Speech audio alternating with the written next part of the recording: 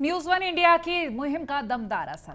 Corona जांच में फर्जीवाड़ा करने वालों पर एफआईआर की गई। बता दें, कोविड लैब्स और एजेंसियों पर मुकदमा दर्ज किया गया। राज्य सरकार ने कहा दोषी जो पाए जाएंगे वो बिल्कुल भी बख्शे नहीं जाएंगे। न्यूज वन इंडिया ने घोटाले का खुलासा किया था। सबसे पहले न्यूज वन इंडिया ने इस खबर को दिखाया था। बता दें, दोषियों को सजा दिलाने तक ये मुहिम जारी रहेगी। तो ये बड़ी खबर और खबर का असर होते हुए दिख रहा है। राज्य सरकार ने कहा है कि किसी भी दोषी को बख्शा नहीं जाएगा। न्यूज वन इंडिया की खबर का बड़ा असर। सबसे पहले न्यूज वन इंडिया ने इस खबर को दिखाया था।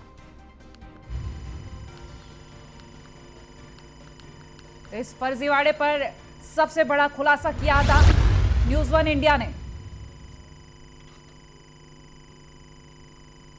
तो एक बार फिर से आपको अपडेट दे देते हैं कि न्यूज वन इंडिया की मुहिम का दमदार असर किस तरह से देखने को मिल रहा है। कोरोना जांच में जो फर्जीवाड़ा किया गया, जिन लोगों के द्वारा उन पर एफआईआर दर्ज की गई है।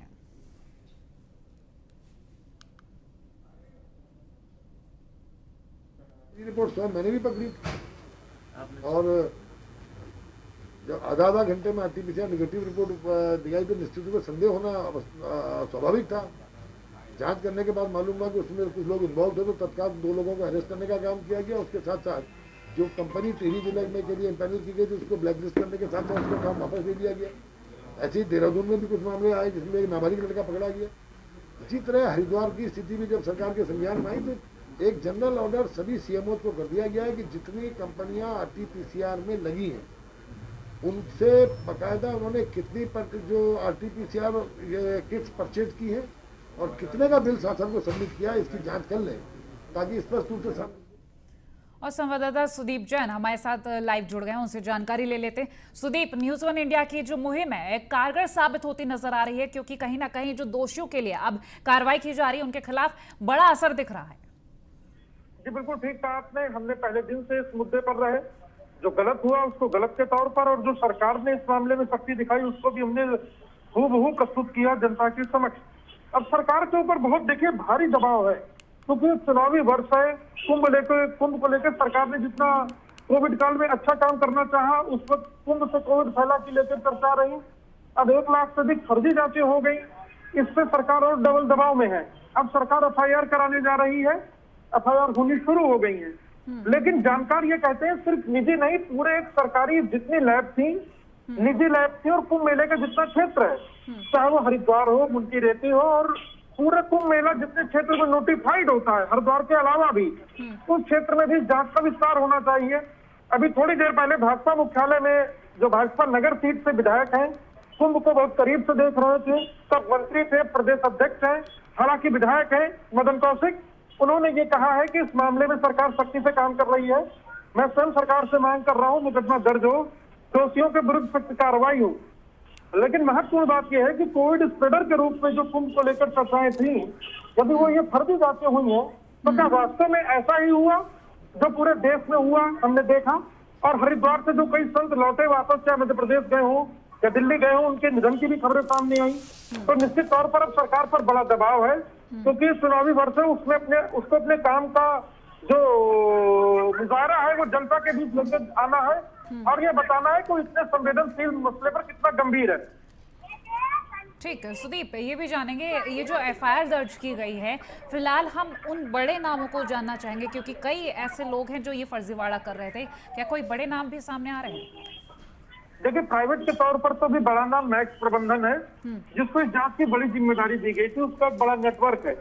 अभी तक बैंक के अलावा किन किन के नाम आ रहे हैं, उनका कौन सा स्टाफ ड्यूटी पर था, उस वक्त कितने लोग जिम्मेदार थे, उनके मैनेजर हैं, जीएम हैं, एफआईआर दर्ज होने के बाद उन सबके बयान होंगे।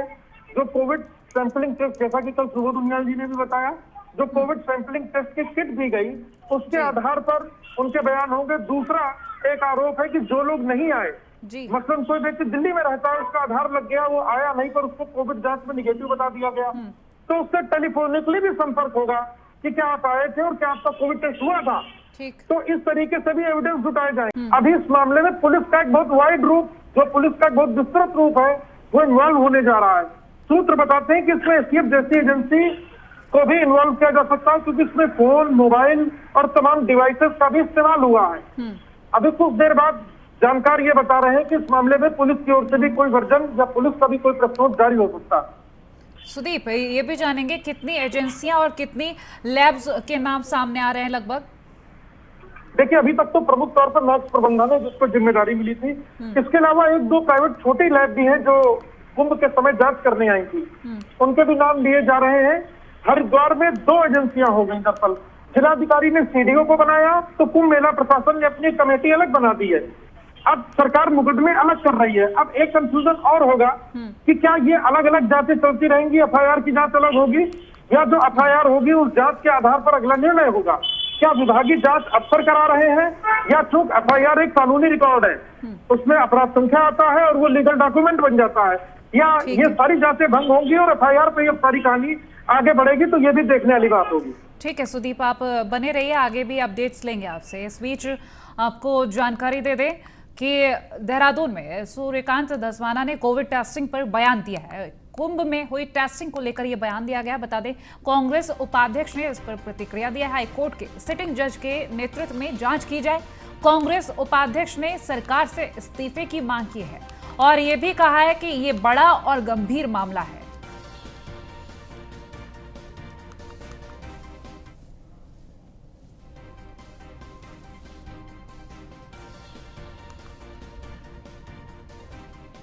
पूरी सरकार इसमें लिप्त है। आरटीपीसीआर घोटाले के बाद तो इस सरकार को एक पल भी पद पे रहने का अधिकार नहीं है। मुख्यमंत्री जी को जिम्मेदारी स्वीकार करनी चाहिए, इस्तीफा देना चाहिए सरकार को। राज्य में नए चुनाव होने चाहिए, 6 महीना तो बचा है। अब महाकुंभ में भी हिंदू धर्म की सबसे बड़ी ठेकेदार पार्टी अगर घोटाला करेगी तो आप क्या अपेक्षा कर सकते हैं? भाई, सबसे बड़ा हिंदू धर्म का अगर किसी के कंधों पे भार है तो भाजपा है, और उस भाजपा के राज में हिंदुओं के सबसे बड़ा जो पर्व होता है जिसमें बिना बुलाए करोड़ों लोग आते हैं आस्था के लिए, श्रद्धा के लिए, विश्वास से, उस विश्वास को आप तोड़ोगे, उस श्रद्धा को खंडित करोगे, तो मैं समझता हूं कि इससे बड़ा पाप तो कुछ हो ही नहीं सकता। पूरी सरकार इसमें लिप्त है। आरटीपीसी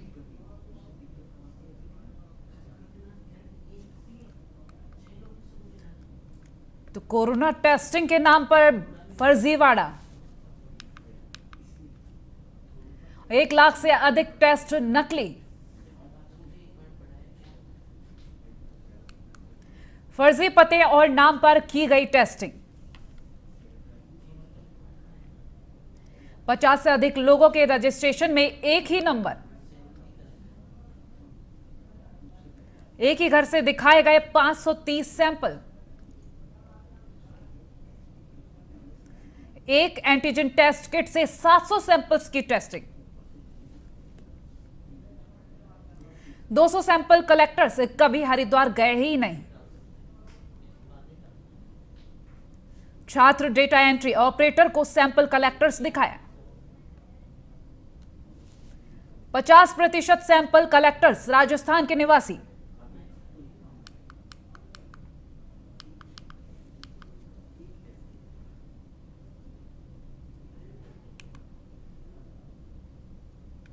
तो हरिद्वार कुंभ के दौरान कोरोना टेस्टिंग में ये बड़ा फर्जीवाड़ा जिसका खुलासा हुआ है।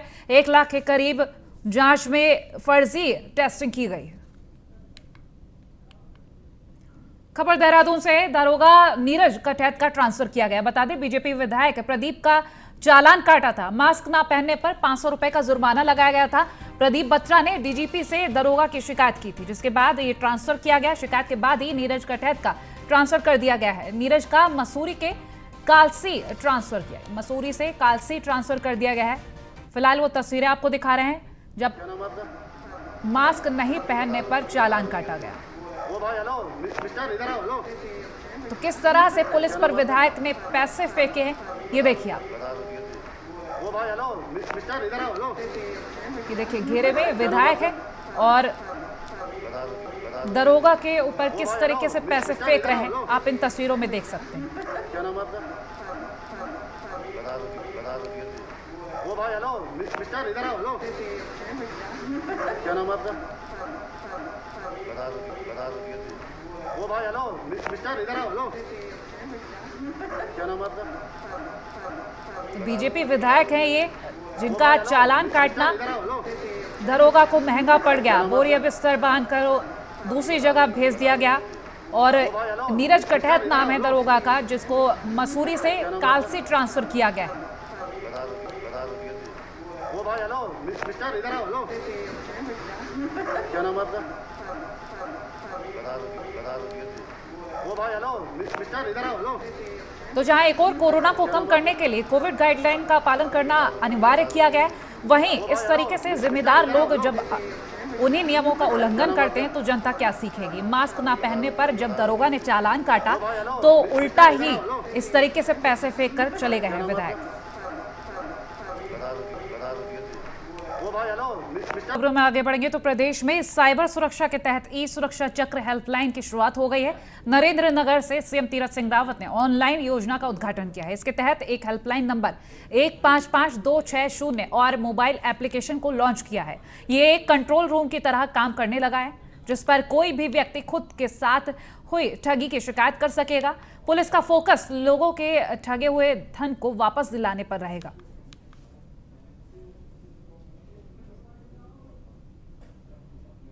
ये जो वित्तीय साइबर हेल्पलाइन का आज जो उद्घाटन हुआ है, आज से जो शुरुआत हुई, तो इसमें जो वित्तीय साइबर अपराध पीड़ित व्यक्ति 155260 पर सीधे कॉल करेगा और ये हमारे कंट्रोल रूम पे कॉल आएगा। उसमें हम जो पीड़ित हैं उनको एक व्हाट्सएप नंबर जारी करेंगे, उस पर वो अपनी डिटेल भरकर भेजेंगे हमें और फिर उसके बाद हम उसे जो हमारा पोर्टल है उस पर लोड करेंगे और उनका जो भी ठगी का जो पैसा है जो उनके खाते से गया है किसी भी तरह से, तो वो उसको हम खाते में ही होल्ड करने की जो प्रक्रिया होगी वो शुरू करवाएंगे। उत्तराखंड हाई कोर्ट ने शिक्षा विभाग में उत्तराखंड शिक्षा नियमावली 2006 के खिलाफ 250 पद उच्च अधिकारियों के सृजित करने के खिलाफ दायर जनहित याचिका पर सुनवाई करते हुए राज्य सरकार से 4 हफ्ते में जवाब पेश करने को कहा है। मामले की सुनवाई मुख्य न्यायाधीश RS चौहान और न्यायमूर्ति आलोक कुमार वर्मा की खंडपीठ में हुई। टूरिज्म की ओर से एफिडेविट फाइल हुआ था, कोर्ट उसे संतुष्ट नहीं थी और कोर्ट ने ये कहा है कि 21 तारीख से पहले गवर्नमेंट ये निर्णय करे कि उसको चारधाम यात्रा अगर करानी है फेज वाइज तो वो व्यवस्थाएं कैसे करी जाएंगी, मेडिकल की व्यवस्थाएं कैसे होंगी, स्थानीय व्यापारियों के लिए, साधुओं के लिए और जो पुजारी हैं उनके वैक्सीनेशन की स्थिति क्या है, इस सब के बारे में चाक चौबंद व्यवस्थाएं कैसे हों, गवर्नमेंट इसके बारे में एफिडेविट फाइल करे। और कोर्ट का कहना है कि अगर अंतिम समय पर निर्णय लिया जाता है तो कुंभ की तरह जो व्यवस्थाओं का अनुपालन है वो नहीं हो पाएगा।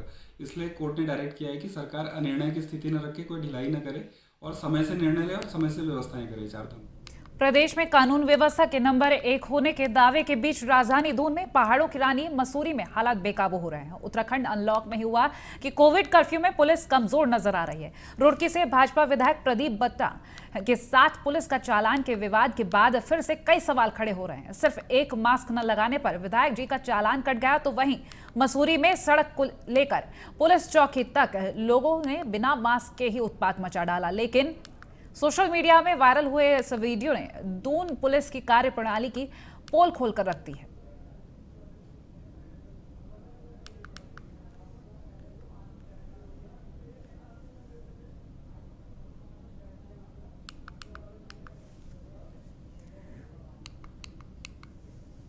और हाईकोर्ट ने प्रदेश की बदहाल स्वास्थ्य व्यवस्थाओं और चारधाम यात्रा को लेकर दायर जनहित याचिकाओं की सुनवाई की है और वीडियो कॉन्फ्रेंसिंग के जरिए पर्यटन सचिव दिलीप जावलकर भी पेश हुए। उनकी तरफ से चारधाम यात्रा के संबंध में पेश किए गए शपथ पत्र से कोई संतुष्ट नहीं है, जिसके चलते कोर्ट ने 21 जून तक चारधाम की नई SOP जारी कर सभी रिकॉर्ड के साथ नया शपथ पत्र पेश करने को कहा है। बता दें कि मामले की अगली सुनवाई 23 जून को होने वाली है और इस सुनवाई में मुख्य सचिव, स्वास्थ्य सचिव और एडिशनल पर्यटन सचिव भी शामिल होंगे।